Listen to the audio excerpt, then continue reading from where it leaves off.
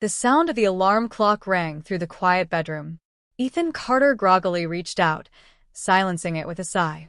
He turned over, instinctively reaching for his wife, Lauren, but found the other side of the bed empty. It had been like that for months now. Her side cold, the covers barely disturbed. Once, their mornings had been filled with warmth, sleepy kisses, and whispered plans for the day. But lately, Ethan felt like he was living with a stranger. He sat up, rubbing his eyes, and checked his phone. A single unread text from Lauren. "Working late again. Don't wait up." Ethan exhaled sharply. Another late night. Another excuse. Lauren had always been ambitious. She was a marketing executive at a well-known firm, and her job demanded long hours. He had never minded it until now. Because lately, things weren't adding up. She had started dressing differently, more carefully, more provocatively. She took extra time with her makeup, even on days when she claimed she was only going to the office. Her phone, once left carelessly on the kitchen counter, was now always locked, always within reach. And then there was the distance, the way she avoided his touch, the way she pulled away when he tried to hold her, the way she no longer said "I love you" unless prompted. Ethan had tried to convince himself he was imagining it, that work stress was taking a toll on their marriage, that maybe he was overthinking things. But deep down, he already knew the truth. The nagging feeling in his gut refused to leave, and after weeks of battling with it, he finally made a decision. He needed answers. That evening, as Ethan sat in their dimly lit living room, staring at his laptop screen, he debated his next move. He had already ruled out asking her directly. Lauren was smart, and if she was hiding something, she wouldn't just confess. So, he had to be smarter. Logging into their shared phone plan account, Ethan accessed Lauren's call and text history. His heart pounded as he scrolled through the records. One number stood out immediately. It appeared constantly. Calls at odd hours. Lengthy text chains. And then there were the times that matched her supposed late nights at work. Ethan copied the number into a search engine, his hands slightly trembling. Within seconds, a name appeared. Ryan Matthews. Ethan's stomach dropped. He knew that name. Ryan was one of Lauren's colleagues. He had met the man once at a company event. Tall, charming, with the cocky smirk of someone who thought he could get away with anything. His blood ran cold as realization set in. Lauren wasn't just working late. She was with him. For the next few days, Ethan observed her closely. He noted every lie, every excuse, every suspicious glance at her phone. He started paying attention to her schedule, cross-checking it with the call logs. Then he took it a step further. One evening, after Lauren had left the house with another vague excuse, Ethan followed her. He kept a safe distance, his hands gripping the steering wheel tightly as he watched her car pull into a small, discreet hotel parking lot. He parked a few spaces away, his pulse hammering in his ears. And then he saw it. Lauren stepping out of her car, looking around cautiously before walking towards the entrance. A few seconds later, Ryan appeared, casually slinging an arm around her waist before leading her inside. Ethan gritted his teeth. It was real. It was happening. His wife was having an affair. And now it was time to expose everything. Ethan sat in his car outside the hotel for nearly an hour, his grip tightening around the steering wheel so hard his knuckles turned white. Every rational part of him screamed to storm inside, to confront them, to demand answers. But no. That would be too easy on them. This wasn't just about catching them. It was about destroying their illusion of secrecy. He took a deep breath, forcing himself to think clearly. His mind raced through his next steps. If he wanted to expose Lauren properly, he needed undeniable proof. He needed to ensure that once the truth was out, neither of them could spin their way out of it. The next morning, Ethan began his plan. Step 1. Gathering evidence. Ethan installed a discreet voice-activated recorder inside Lauren's car. If she was talking to Ryan during her drives, this would capture it. He also placed a tiny GPS tracker under the passenger seat, something small, easily overlooked. Then he went a step further. He set up a hidden security camera in their living room. Lauren never suspected a thing. Days passed and the evidence piled up. The recorder caught intimate phone conversations. Lauren whispering to Ryan about how she couldn't wait to see him again, how Ethan had no idea, how she wished she didn't have to pretend anymore. Ethan clenched his fists as he listened. He copied the recordings onto his laptop, saving multiple backups. But the real jackpot came from the GPS tracker. One night, while Lauren was supposedly having dinner with a friend, Ethan checked the tracker's location history. As expected, she wasn't where she said she'd be. She was at Ryan's apartment. Ethan smirked bitterly. Step 2. The trap. If Lauren and Ryan thought they could keep this hidden, they were about to learn the hard way that they had severely underestimated him. He spent the next few days meticulously preparing a digital dossier, a folder filled with screenshots, voice recordings, GPS logs, and photos. He even created a detailed timeline of every single lie Lauren had told him. Then he planned his final move, the public exposure. One evening, Ethan waited for Lauren to leave the house. As soon as she was gone, he sat at their dining table, opened his laptop, and began typing. He crafted a carefully worded social media post, ensuring it wasn't just an emotional outburst but a calculated, devastating blow. He included select screenshots of texts between Lauren and Ryan. He uploaded a short audio clip of Lauren giggling on the phone, telling Ryan how clueless Ethan was. And then, at the very end, he wrote, "For those who thought love was built on trust, let me introduce you to my wife, Lauren, and her boyfriend, Ryan. While I worked to provide for our future, they were busy making memories behind my back. Let's make sure they get the recognition they deserve." He hit post. Then, he sent a separate email containing all the proof to Lauren's family, their mutual friends, and, most importantly, Lauren's workplace. After all, Ryan wasn't just her lover. He was also her colleague. The fallout started almost immediately. Within minutes, Ethan's phone buzzed relentlessly. Texts, missed calls, notifications flooding in. People were shocked. Friends reached out with sympathy, some expressing their disgust at Lauren's actions. Then, something unexpected happened. Ryan called Ethan. His name flashed across the screen. Ethan let it ring, smirking to himself. The panic was already setting in. Then he received a message. "Ryan, what the hell is wrong with you? Take that post down now." Ethan ignored it. Instead, he opened his laptop and checked Lauren's workplace directory. He had emailed her boss, attaching all the proof of her workplace affair. If there was one thing corporate environments hated, it was scandals. Lauren's career was about to crumble just as her reputation did. Ethan sat back, watching the chaos unfold online. But there was still one last thing left to do. He checked the GPS tracker's live location. Lauren's car was parked at Ryan's apartment. Of course. With a deep breath, Ethan grabbed his jacket and headed out. It was time for the final confrontation. Ethan drove through the quiet streets, his heart pounding with a mixture of rage and anticipation. He wasn't sure exactly how this confrontation would play out, but one thing was certain: they wouldn't walk away from this unscathed. As he approached Ryan's apartment complex, he parked a short distance away. Taking a deep breath, he pulled out his phone and checked the GPS tracker one last time. Lauren's car was still there. He stepped out of his vehicle, his footsteps steady as he walked toward the building entrance. He already knew Ryan's apartment number from the few company gatherings he had attended with Lauren in the past. Now, it was time to use that knowledge against them. Ethan knocked on the door. No response. He knocked again, harder this time. After a moment of silence, there was a shuffle behind the door, followed by hushed voices. Ethan smirked bitterly. He could hear them panicking. Finally, the door creaked open just a fraction. Ryan's face appeared, his expression tense. "Ethan?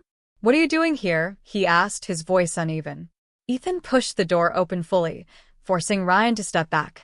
Lauren was right there, standing in the middle of the living room, her face pale, eyes wide with shock. She was wearing one of Ryan's t-shirts, her hair messy, like she had just gotten out of bed. For a brief moment, no one spoke. Then, Ethan pulled out his phone and hit play on one of the voice recordings. Lauren's voice filled the room. "Ethan is so clueless. I don't even feel guilty anymore. I mean, Ryan actually makes me feel wanted. With Ethan, it's like, I'm just going through the motions. Lauren gasped. Ethan. He cut her off with a sharp glare. Don't even start. Ryan's face darkened. You need to leave, he said, trying to sound authoritative. Ethan let out a low laugh. Oh, you think you still have control here? That's cute. Then he turned to Lauren. You thought you were being so careful, didn't you? Lying to my face, sneaking around, making a fool out of me. He held up his phone. I've got everything, Lauren. The messages, the calls, the photos. And guess what? So does everyone else. Lauren's lips trembled. What do you mean? Ethan took a step forward, his voice cold. Check your phone. Lauren's hands shook as she grabbed her phone from the couch. The moment she unlocked it, Ethan saw the way her face crumbled. She must have seen the hundreds of notifications, the missed calls from her family, the flood of texts from friends, and then the email from her boss. Her eyes darted up, sheer panic written all over her face. Ethan, what did you do? He crossed his arms. I exposed the truth. Lauren let out a strangled gasp and turned to Ryan, gripping his arm. Ryan, we need to fix this. But Ryan was already backing away from her. His expression had changed. What the hell, Lauren, he hissed. You didn't tell me you were this careless. Your entire company knows? My boss called me. Do you realize what you've done? Lauren's breath hitched. What I have done, she repeated, her voice cracking. Ryan, this isn't just my fault. Ryan ran a hand through his hair, shaking his head. This was supposed to be private. You were supposed to handle your marriage before this blew up. Now I'm getting dragged into your mess. Ethan smirked, watching the cracks form between them. This was exactly what he wanted. Lauren's hands trembled as she reached for Ryan. Baby, please. Ryan yanked his arm away. No. I'm not getting destroyed because of your stupidity. Ethan chuckled.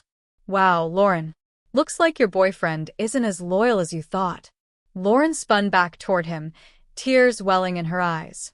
Ethan, please. I know I messed up, but we can fix this. You don't have to do this. Ethan tilted his head. You don't get to beg for mercy now. Lauren collapsed onto the couch, her hands gripping her face. Oh my God, she whispered. I've lost everything.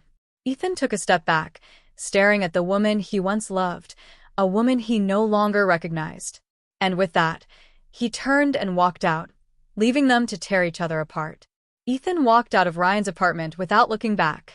As soon as he stepped outside, he inhaled deeply, feeling the cold night air hit his face like a long-awaited release. For the first time in weeks, he felt light. Free.